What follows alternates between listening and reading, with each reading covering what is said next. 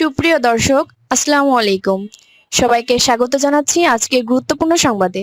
প্রথমেই জানিয়ে দিচ্ছি সংবাদ শিরোনাম, পরে বিস্তারিত। দ্বৈত নাগরিকত্ব বিতর্কে তারেক রহমানের মনোনয়নপত্র বাতিল, রাজনীতিতে নেমে এলো বড় ধাক্কা। এদিকে প্রচারে বাধা দেওয়ায় বিএনপি জামায়াত সংঘর্ষ, আহত ২০। সর্বশেষ ময়মনসিংহে বিএনপির দুই গ্রুপের সংঘর্ষ, আগুন ভাঙচুর, আহত ২০। শুনছিলেন সংবাদ শিরোনাম, এখন বিস্তারিত। তার আগে হৃদয় ছুঁয়ে যাওয়া একটি অনুরোধ। যদি ছাত্রলীগ নেতা সাদ্দামের স্ত্রী ও শিশুর মর্মান্তিক মৃত্যুর ঘটনা আপনার বিবেককে নাড়া দেয়, যদি ৯ মাসের এক শিশুর নিথর দেহ পড়ে থাকার দৃশ্য আপনাকে নীরবে কাঁদায়, তাহলে আজ একটু থামুন, ভাবুন। ওরা কেউ রাজনীতির অংশ ছিল না, কেউ কোনো অপরাধের অভিযুক্ত ছিল না, তবু সবচেয়ে বড় মূল্যটা দিতে হলো তাদেরই। নীরব থাকবেন না। কমেন্টে শুধু লিখুন, মা ওর শিশুর মৃত্যুর সঠিক বিচার চাই। আর যদি আপনি চান সত্য চাপা না পড়ুক, যদি চান ভয় ছাড়াই এমন খবর আমরা আপনাদের কাছে পৌঁছে দিতে পারি, তাহলে এখনই চ্যানেলটি সাবস্ক্রাইব করুন। সাবস্ক্রাইব মানে শুধু একটি বাটন চাপা নয়, এটি অন্যায়ের বিরুদ্ধে সত্যের পাশে দাঁড়ানোর অঙ্গীকার। চলুন নীরব না থেকে বিস্তারিত জেনে নিই। দ্বৈত নাগরিকত্ব বিতর্কে তারেক রহমানের মনোনয়নপত্র বাতিল। দেশের রাজনীতিতে যেন এক মুহূর্তে নেমে এসেছে বজ্রপাত।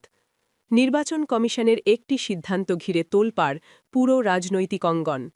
কাল্পনিক এই পরিস্থিতিতে ধরা যাক দ্বৈত নাগরিকত্ব সংক্রান্ত অভিযোগে বিএনপির ভারপ্রাপ্ত চেয়ারম্যান তারেক রহমানের মনোনয়নপত্র বাতিল ঘোষণা করা হয়েছে। মুহূর্তের মধ্যেই বিষয়টি ছড়িয়ে পড়ে আগুনের মতো।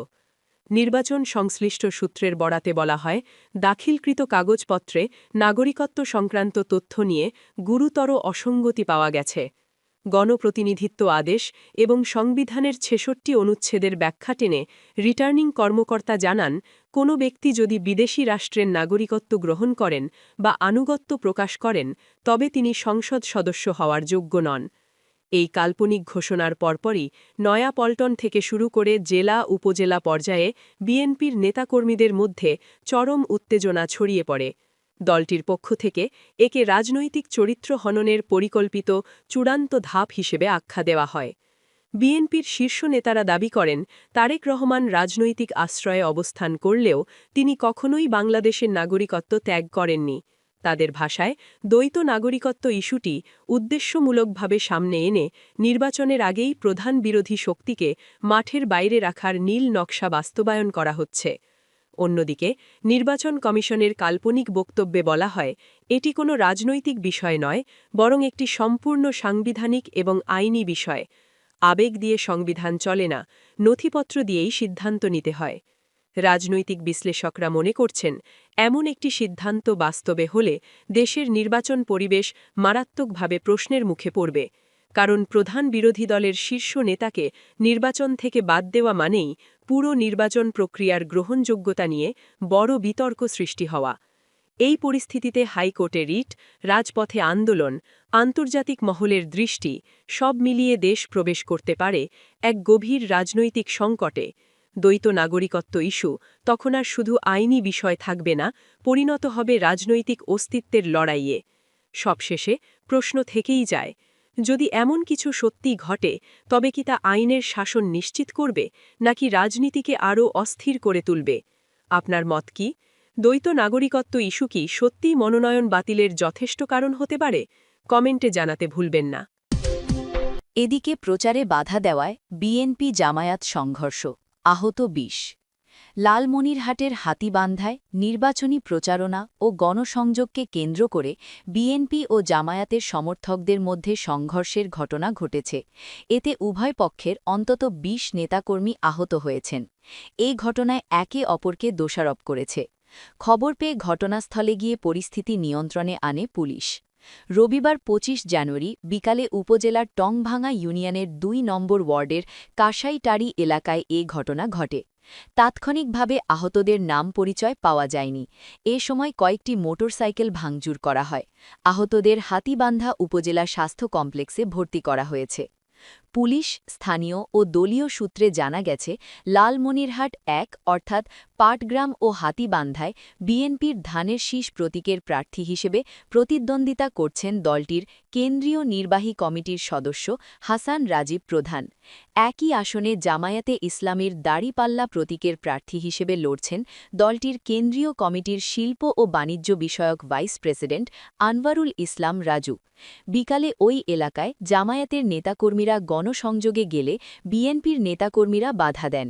এ নিয়ে বাগবিতণ্ডার এক পর্যায়ে সংঘর্ষে ২০ জন আহত হন।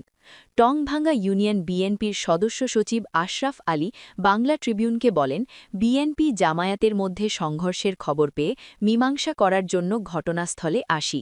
আমরা দুই পক্ষের সঙ্গে কথা বলছিলাম। এর মধ্যে আমাদের ওপর হামলা চালানো হয়। এতে আমাদের দলের অন্তত ৮-১০ জন আহত হয়েছেন।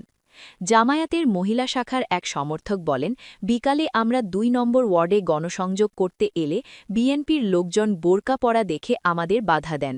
এ নিয়ে তাদের সঙ্গে আমাদের বাগবিতণ্ডা শুরু হলে তাদের নেতাকর্মীরা এসে হামলা চালান। হামলায় আমাদের অন্তত ১২ জন নেতাকর্মী আহত হন। জামায়াতের প্রার্থী আনওয়ারুল ইসলাম রাজু বাংলা ট্রিবিউনকে বলেন, আমাদের মহিলা কর্মীদের ওপর হামলা করেছেন বিএনপির নেতাকর্মীরা। এ সময় তাদের সঙ্গে থাকা কয়েকটি গাড়ি ভাঙচুর করা হয়েছে। এমন অবস্থায় সুষ্ঠু নির্বাচন নিয়ে শঙ্কায় আছি আমরা। এই ঘটনায় আমরা আইনি পদক্ষেপ গ্রহণ করব। এই ব্যাপারে জানতে বিএনপি মনোনীত প্রার্থী হাসান রাজীব প্রধানকে একাধিকবার কল দিলেও রিসিভ করেননি। জেলা পুলিশ সুপার মোহাম্মদ আসাদুজ্জামান বলেন, বিএনপি ও জামায়াত সমর্থকদের মধ্যে সংঘর্ষ হয়েছে। এ সময় ইট পাটকেল নিক্ষেপ হয়। উভয় পক্ষেরই বেশ কয়েকজন আহত হয়েছেন। কয়েকটি মোটরসাইকেল ভাঙচুর করা হয়েছে। আমরা ঘটনাস্থলে গিয়েছিলাম। এ বিষয়ে আইনি ব্যবস্থা নেওয়া হবে। জেলা প্রশাসক ও রিটার্নিং কর্মকর্তা এইচ.এম. রকিব হায়দার বাংলা ট্রিবিউনকে বলেন, এটি ছোট একটি ঘটনা। আশেপাশের লোকজন এসে হামলা চালিয়েছিল। এর সঙ্গে নির্বাচনের লেভেল প্লেয়িং ফিল্ড নিশ্চিতের কোনো সম্পর্ক নেই। অভিযোগ পেলে তদন্ত করে আইনি ব্যবস্থা নেওয়া হবে। সর্বশেষ, ময়মনসিংহে বিএনপির ২ গ্রুপের সংঘর্ষ, আগুন ভাঙচুর, আহত ২০।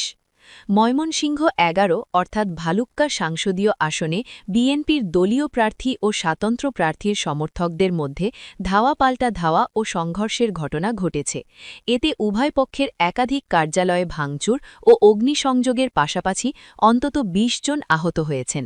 রবিবার সন্ধে ৬:৩০ থেকে দাফায় দাফায় এই সংঘর্ষ শুরু হয়। রাত ৮টা পর্যন্ত পরিস্থিতি নিয়ন্ত্রণে আনা সম্ভব হয়নি বলে জানিয়েছে প্রশাসন। স্থানীয় সূত্রে জানা যায়, বিএনপির বহিষ্কৃত যুগ্ম আহ্বায়ক ও স্বতন্ত্র প্রার্থী মোহাম্মদ মোর্শেদ আলম বাটাজোর এলাকায় গণসংযোগে গেলে ধানের শীষের সমর্থকদের সঙ্গে উত্তেজনা সৃষ্টি হয়। এর জেরে সন্ধ্যের দিকে ভালুক্কা পৌর সদরের বাসস্ট্যান্ডের এলাকায় উপজেলা বিএনপি দলীয় কার্যালয়ে হামলা ও ভাঙচুর চালানো হয়। এ সময় বিএনপি মনোনীত প্রার্থীর অন্তত ২০ জন কর্মী আহত হন এবং তাদের বেশ কয়েকটি মোটরসাইকেল ভাঙচুর করা হয়।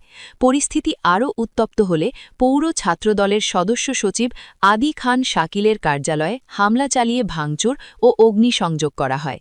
একইভাবে স্বতন্ত্র প্রার্থী মোর্শেদ আলমের পৌর সদরের কার্যালয় ও সিড স্টোর বাজারে যুবদলের কার্যালয়েও ভাঙচুর ও আগুন দেওয়া হয়। সড়কের বিভিন্ন স্থানে আগুন জ্বালানো হয়। খবর পেয়ে ফায়ার সার্ভিসের কর্মীরা ঘটনাস্থলে গিয়ে আগুন নিয়ন্ত্রণে আনে।